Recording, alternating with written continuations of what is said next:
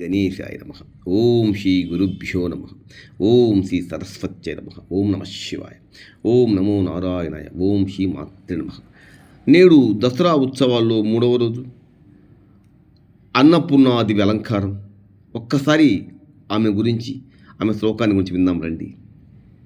నిత్యానందకరీ వరాభయకరీ సౌందర్యరత్నాకరీ నిర్దూతాఖిల ఘోర పావనకరి ప్రత్యక్ష మహేశ్వరి ప్రాళేయాచల వంశ పావనకరి కాశీపురాధీశ్వరి భిక్షాం దేహి కృపావలంబనకరి మాతా అన్నపూర్ణేశ్వరి.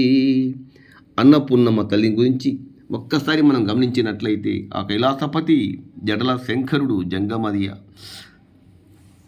దసరా శరన్నవరాత్రుత్సవాల్లో ఆశ్వీజ శుద్ధ తదియ నాడు అమ్మవారిని శ్రీ అన్నపూర్ణాదేవిగా అలంకరిస్తారు. అన్నం పరబ్రహ్మ స్వరూపం, అన్నం సర్వజీవనాధారం. అటువంటి అన్నాన్ని ప్రసాదించేది అన్నపూర్ణ. నిత్య అన్నదానేశ్వరి, నిటాలాక్ష ప్రాణేశ్వరిగా అన్నపూర్ణాదేవి తన బిడ్డలమైన మనకే కాకుండా సకల జీవరాశులన్నిటికీ కూడా ఆహారాన్ని ప్రసాదిస్తుంది. తద్వారా ఈ జీవకోటి నశించిపోకుండా కాపాడుతుంది.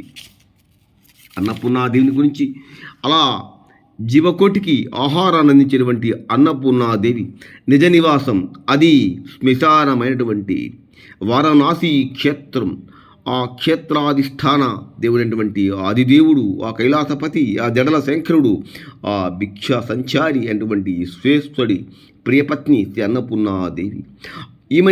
ఆమెనే కాశీ అన్నపూర్ణ అని పిలుస్తారు. ఈ అన్నపూర్ణాదేవి కూడా అమ్మవారి దివ్య స్వరూపాల్లో ఒక రూపమే. అయితే దుర్గాలయంలో ఈ అన్నపూర్ణాదేవి అలంకారాన్ని వేయడంలోని పరమార్థం ఏమిటి అంటే, సాక్షాత్తు ఆ కైలాసపతి, ఆ భిక్ష సంచారి, ఆ బోలా శంకరుడు, అరుణాచల శివుడైనటువంటి ఆ పరమేశ్వరుడే ఆది భిక్షువుగా యాచనకి వస్తే ఆ తల్లి అన్నపూర్ణ ఆయనకు భిక్షను ప్రసాదిస్తుంది.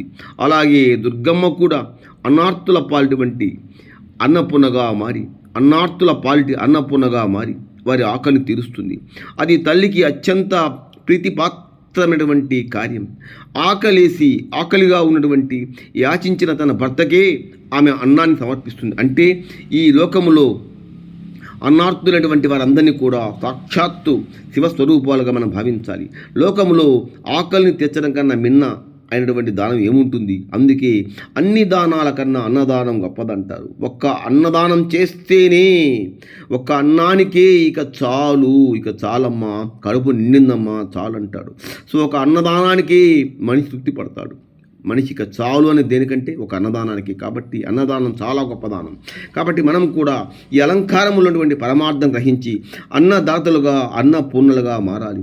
వీలైనంత వరకు అభాగ్యులకు, కటిక దరిద్రమైనటువంటి పేదవారికి ఖచ్చితముగా వాళ్ళని ఆకలి బాధ నుంచి కాపాడాలి.